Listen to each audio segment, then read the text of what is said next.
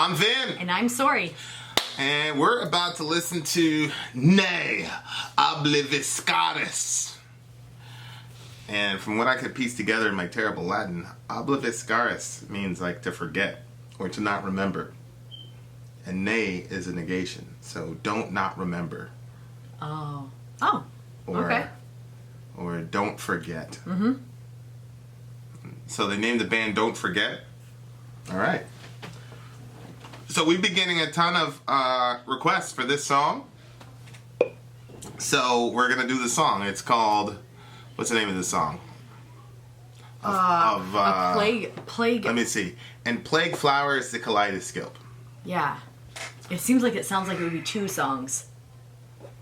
Yeah, and Plague, and then Flowers the Kaleidoscope. Yeah. Yeah, I thought so too. I thought they were, every time I'd see this, I was like, oh, two songs from this band, okay? What?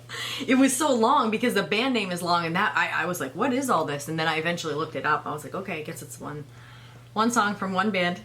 All right, so we're going to play. Are you sure that it's at the beginning? Yeah, I'm good. All right, so here we go.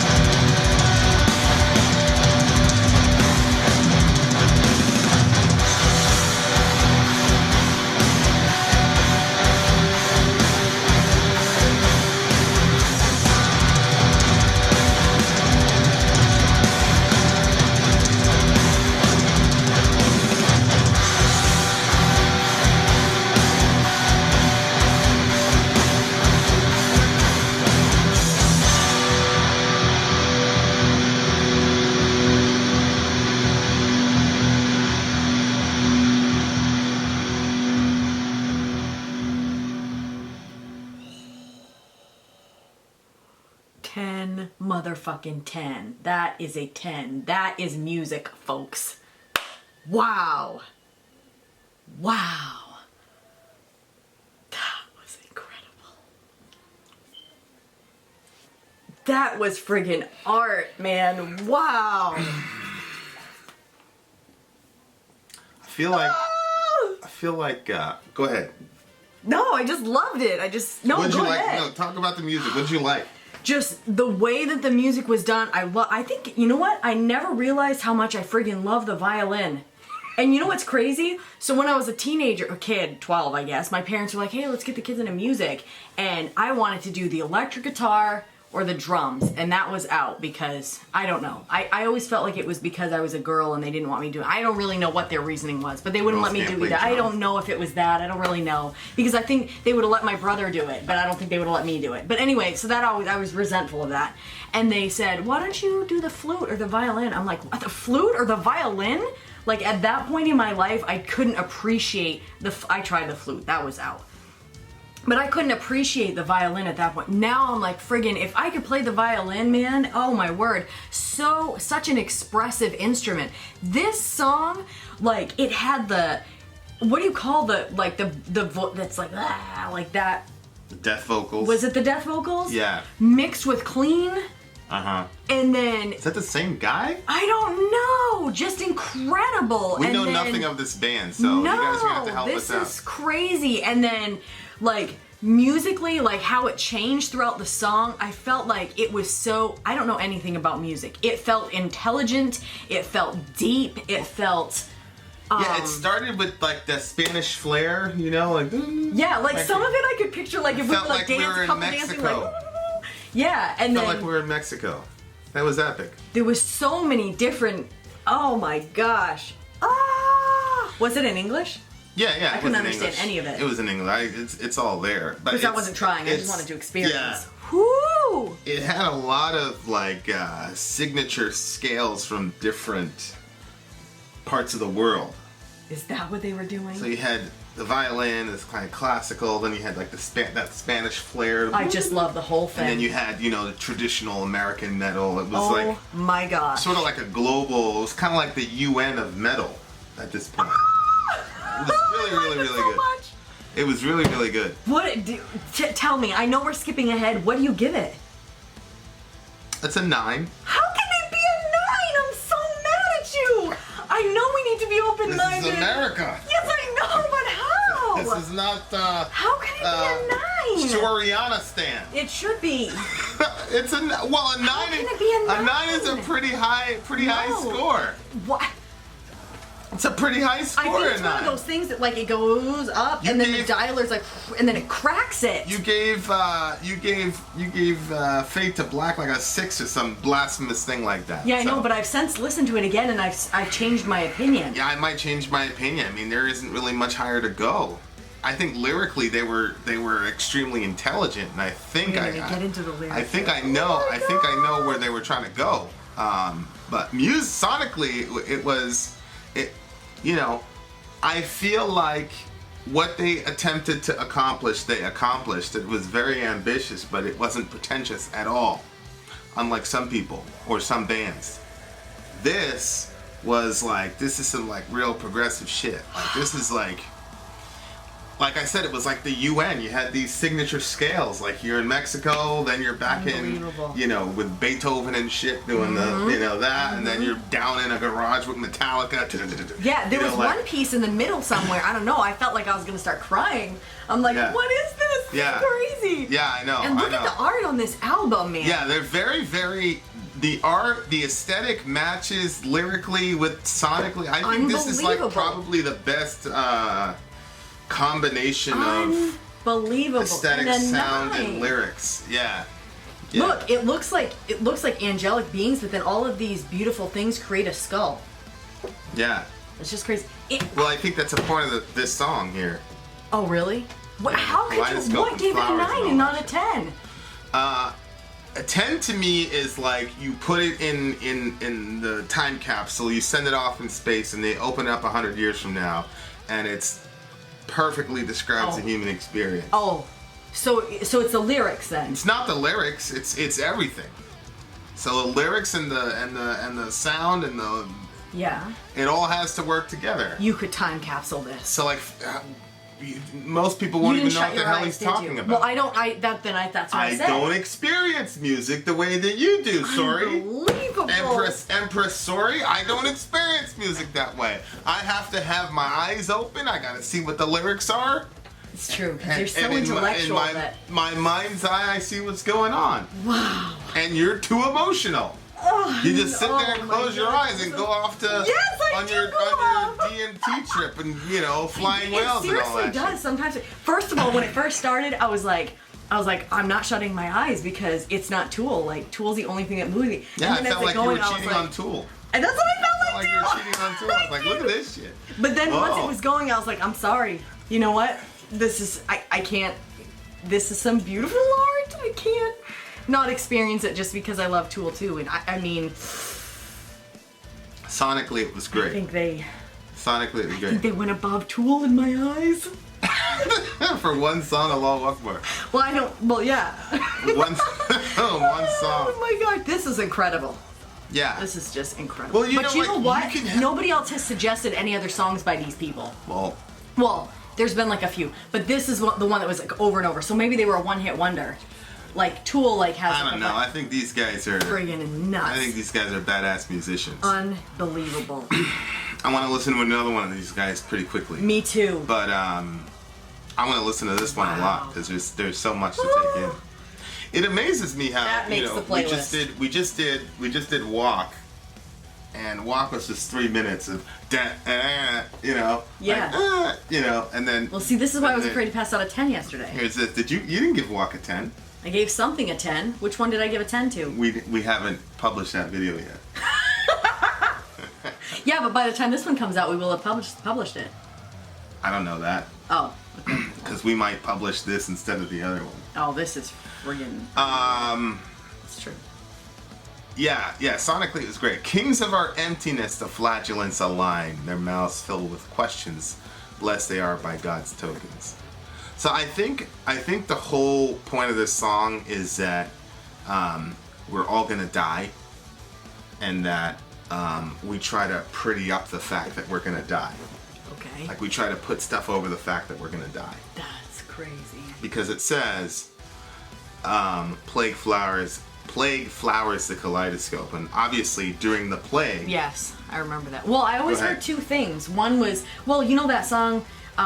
Ring Around the Rosy. Yeah, Pocket Full of Posies. That whole thing. I heard one that it was that they were burning the bodies, and it was like the death of the body, so people would have like flowers in their pockets, so the smell would kind of like help overcome the stench. Yeah. Is that? Yeah. Ring Around the Rosy, and once because there was like a red dot and there was like a ring around it. Yeah. Pocket full of posies, ashes that they burn the bodies. Yeah. We all fall down. Everybody was dying. Yeah. Once you come to the realization of that song, it's mad creepy when kids do it, because kids kind of. Well, kids were exposed to death. They got the. Yes, I know, but when children nowadays are singing it, it's creepy. Kids don't know shit about Ring around the rosy. Shut up, kids. Look like a creepy movie. Korn was actually the first band that like put me onto that, because they did a song. Oh, really? And I'm like, why are they doing a song about nursery rhymes? That's dumb. Then I looked into it. I was like, what the fuck? Maybe that's why. Maybe that's when I first heard about it. Was maybe Korn had come out. Of course, I wouldn't have known about that, but. What's interesting though is it says plague flowers the kaleidoscope, which is interesting because we are the plague that's on. We are the plague that's plaguing the flowers, basically. Because we were using the flowers to mask the stench of death. Yeah. But if you think about it, we're the plague on the flowers, because the flowers themselves smell great. It's us that's the problem.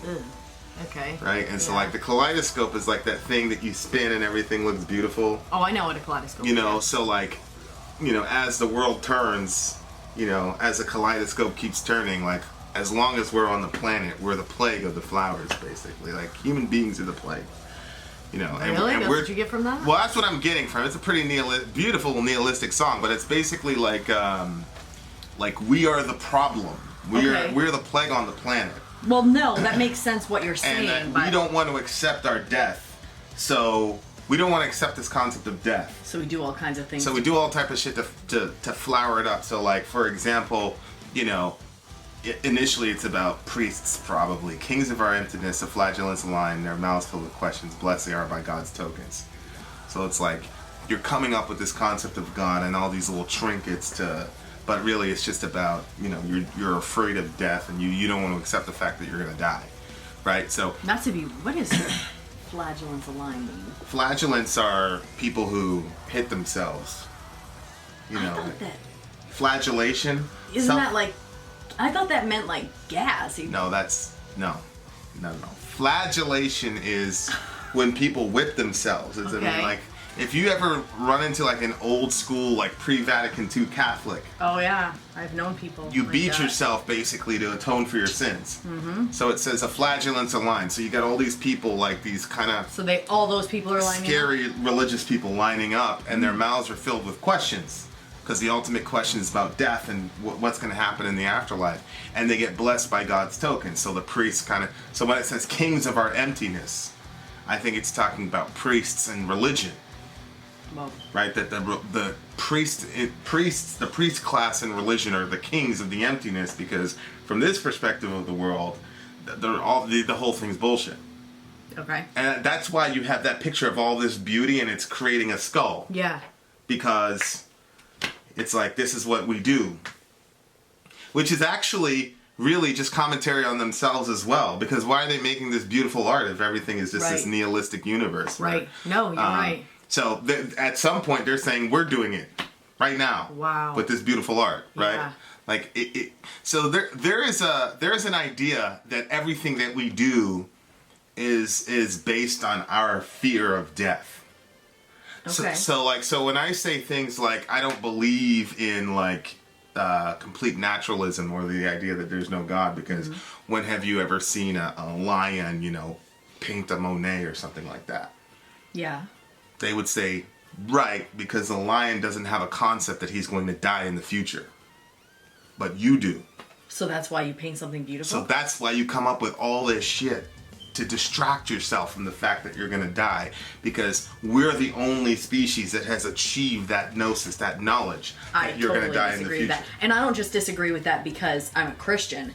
Even if I wasn't a Christian, like I can, you know, I do that all the time where I'm like, I can throw in with those people. I understand why they're saying that. Yeah. That to me makes no sense. That you're just, no, people, I believe that people do art because the inspiration that comes from within them, not because there's some fear of death. I don't believe that it's death that's inspiring them to do great. I think some people, they want to create an empire for themselves so their name will be remembered, but I don't think that Yeah, that's one.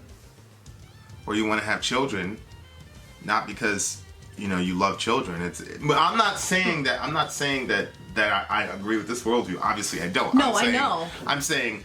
But I can't even throw in with it. I'm saying that on the basis of this worldview, the flowers are everything that human beings do to avoid the concept of dying. Because we're the only species that has figured out that we are going to die. No, I do think that we do things because of that.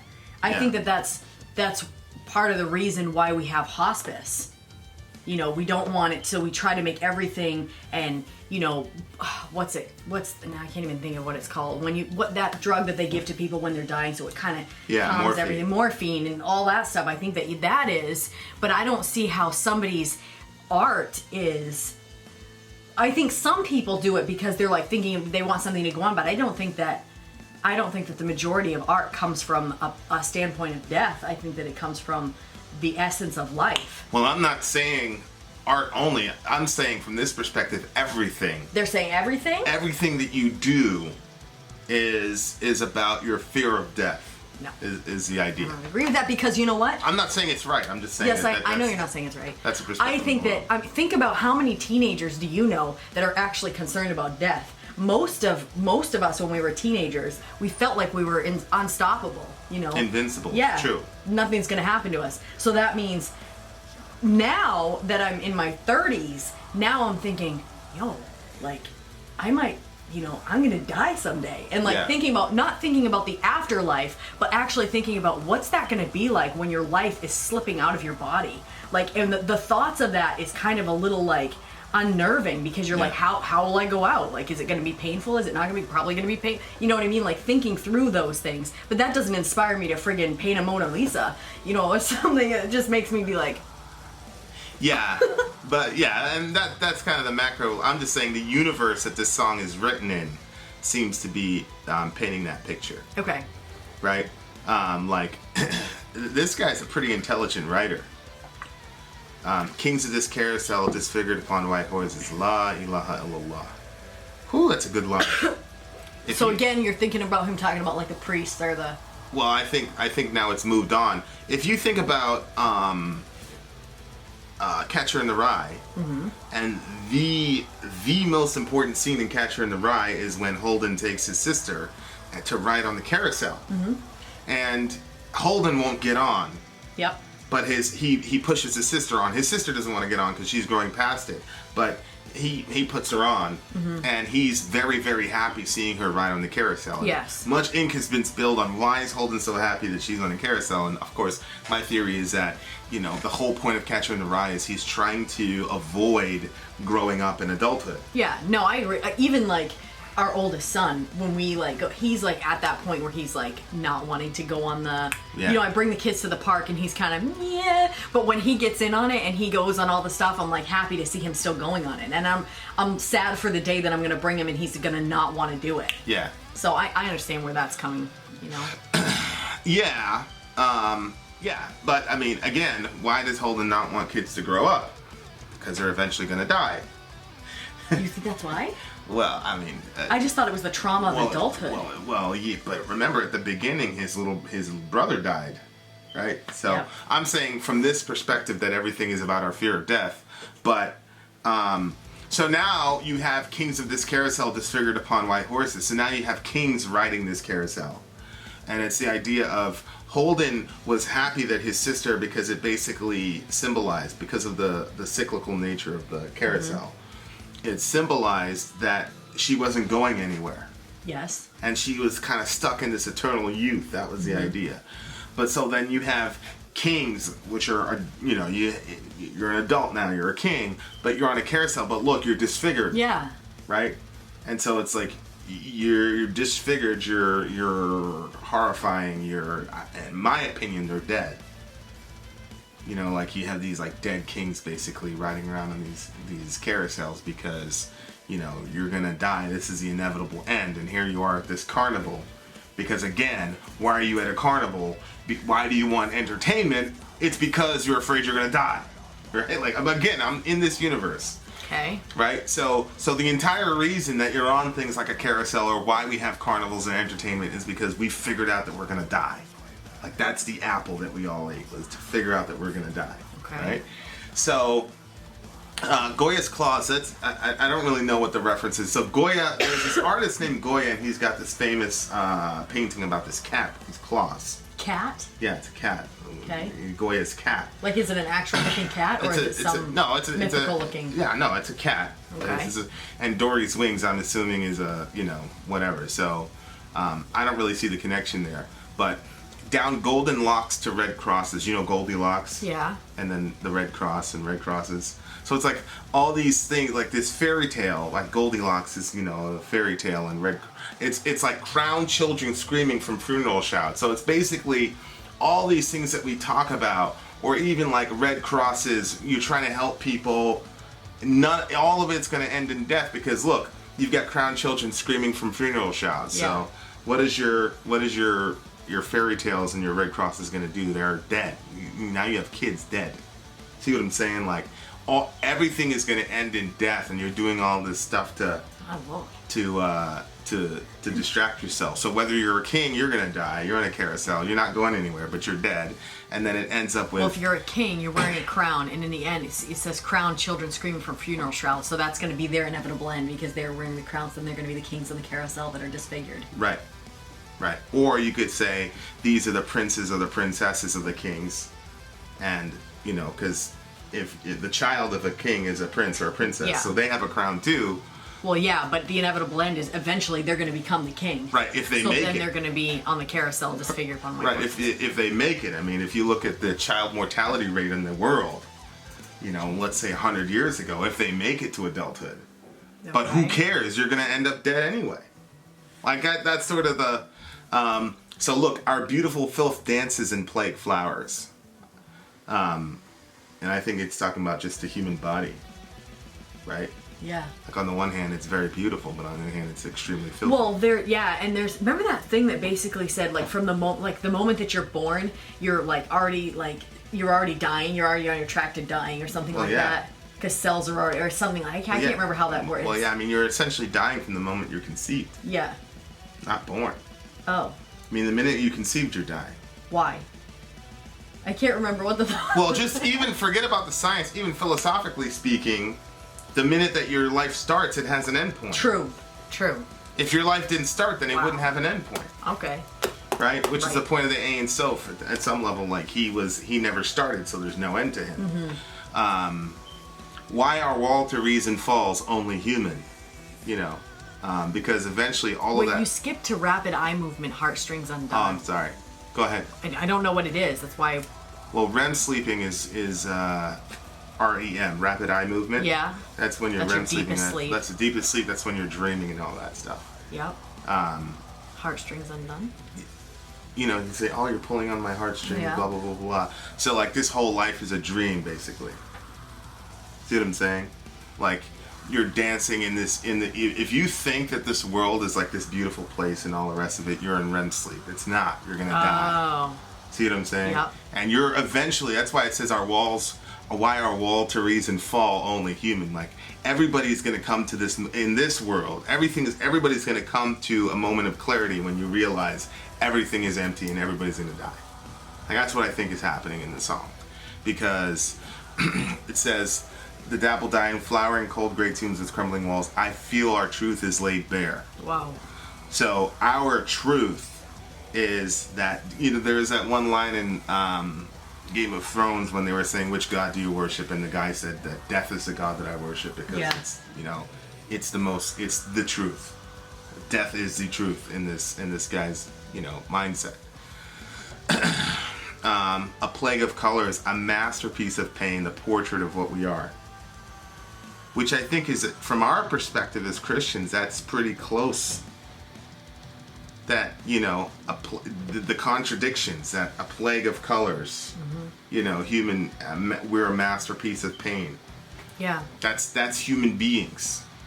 And I think this, lyrically, like, these guys are looking at the world as it is without any overarching meta-narrative that explains how we got here or explains the solution. Mm-hmm. So these guys are, like, in the middle of the story, but from our perspective, they're missing two very, very important elements. Right.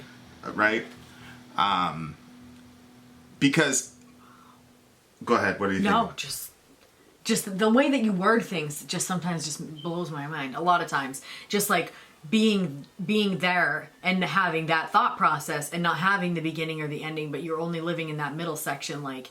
Well, they did a very, very good job explaining what the middle section is like. Yeah. Yeah, and obviously I don't think that our fear of death explains things like art and things like that. Because there are some cultures that really do not fear death. Like, the Shogun culture, there are some cultures right now on the planet that don't fear death at all.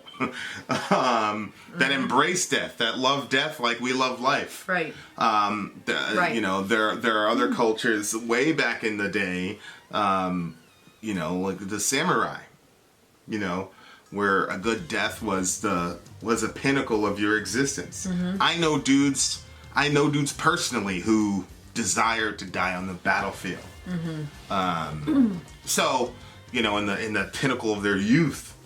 Like, that's what they wanted. So I'm not buying the idea that our fear of death completely dominates us.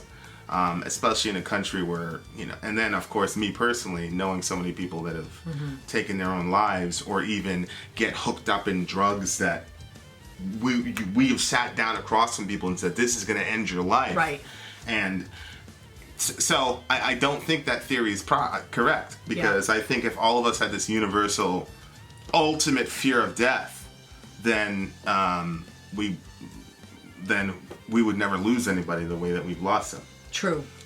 Because my theory is that you go with your ultimate desire, and if your ultimate desire to live, then you wouldn't do it. I think our ultimate fear is emptiness and being alone. That's what I think.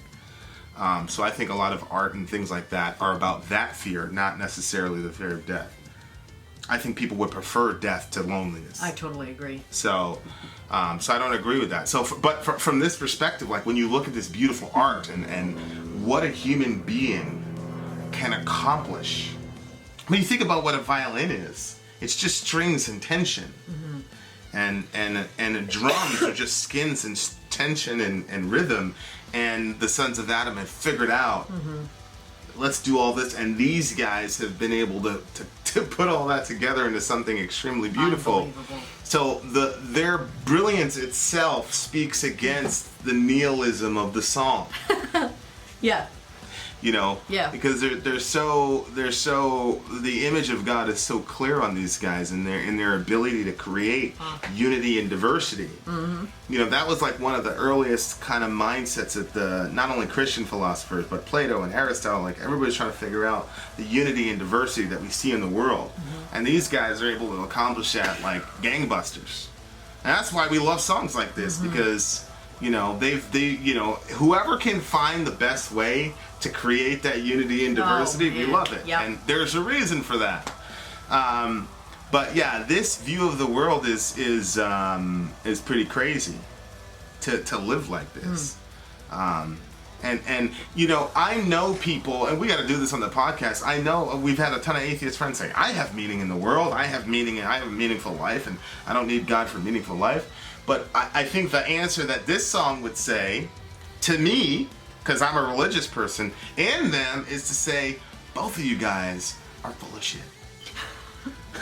You were just putting flowers, whatever meaning that you put in. Now I'm speaking from this perspective here, and I'm talking about Bertrand Russell and Voltaire and all these guys, right? This song to me comes from that philosophy, which is if you're a religious person, you know, when it talks about God's tokens, you're just throwing flowers on a dead body. With your theology. Oh yeah, I can see how they would say that. And if you're an atheist and you found a way to create meaning in life, you're just still throwing flowers on a dead body, right? So because it says the next time it says, "Kings of our emptiness of flagellants align their mouths filled with ashes and death's tongue."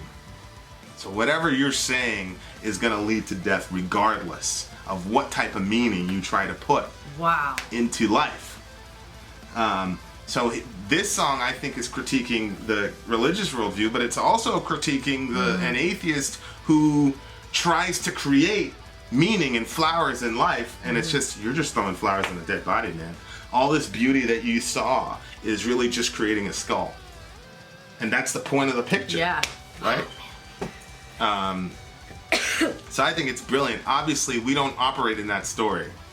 No. Like, we think that everything was beautiful initially, and that our filthy bodies, you know, our beautiful filth dances and plagues flowers.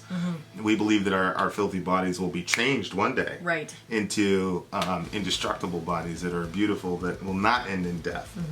But if you don't but that's because Jesus experienced death, and then overpowered death. So he's the God of death, you know. Right. Well, it's true. Like, you can look death in the face. You know, and that's a major thing for us. You know, is that, you know, we know that, but I love realism, and I love, look, man, if this is a world you live in, here we go. So I'll bump it up to 0.5. Man, it's just incredible. I'm a little bit disappointed by the lyrics, so I think I'm going to go to a 9.5 because I thought that it was going to be, I didn't know what it was going to be, but I expected something a little bit different. But then how can he still did well. I don't see how you would deduct points for that. Yeah, well, let me think through my thought process. Well, I mean, I'm not giving it a 10. Go ahead. No, it was so good. You know what I liked when it was going on? I felt like okay, maybe it's because the experience that I was kind of having with it.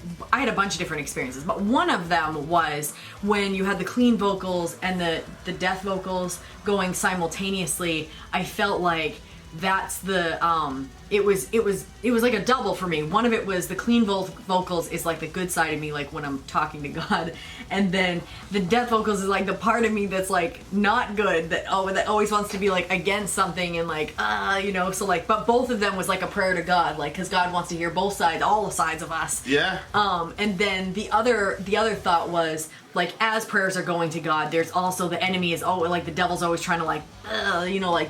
So then it was kind of like that. Like, it was the clean vocals, like, bringing the prayers up to God, and then the death vocals was, like, the devil trying to... So, but that was just one. I had, like, a bunch of experiences with this song. I have to leave it at 10. Even though I wanted it to be more about, like, something... I guess it was still theological in a sense, because we ended up getting... But, yeah, okay, 10! And then... What did you want it to be? What did I want it to be about? Yeah. I just wanted it to be about something that had to do with existence, and I guess there is something about existence in there, but something more like a thought process that was, because to me, like, that thought process was kind of, I don't agree with it, and I can't even really throw in with it, like the whole like, but I see where they're coming from, but I don't know, when you creating some friggin' unbelievable piece of art, and then there's like making it almost seem like outside. I don't know. I can't. I mean, it's just standard nihilism. They're not doing anything special. I mean, that's nihilism. Yeah. Emptiness. Yeah. So. Well, maybe that's why. Maybe I don't like it that it's this idea of emptiness, that because the song was so rich. But that's what I said. The entire work itself contradicted the message. Right. That's probably what's bothering me. You know, in yes, my opinion. That's what's bothering me, and I couldn't explain it. That's what it is. Okay. Well, okay. There you go.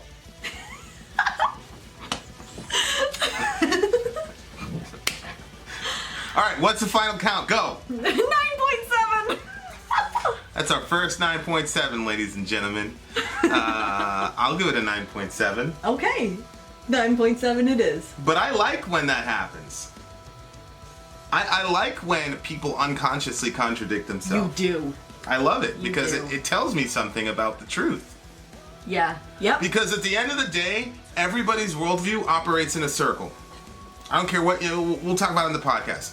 Everybody, the grounding principle on what you base your life in, I guarantee you, is a circular reason. Mm-hmm. And so what happens is you get caught in a circular, this circular reasoning, and people believe that if you're in circular reasoning, there's no way to ascertain the truth. Not so, my friend.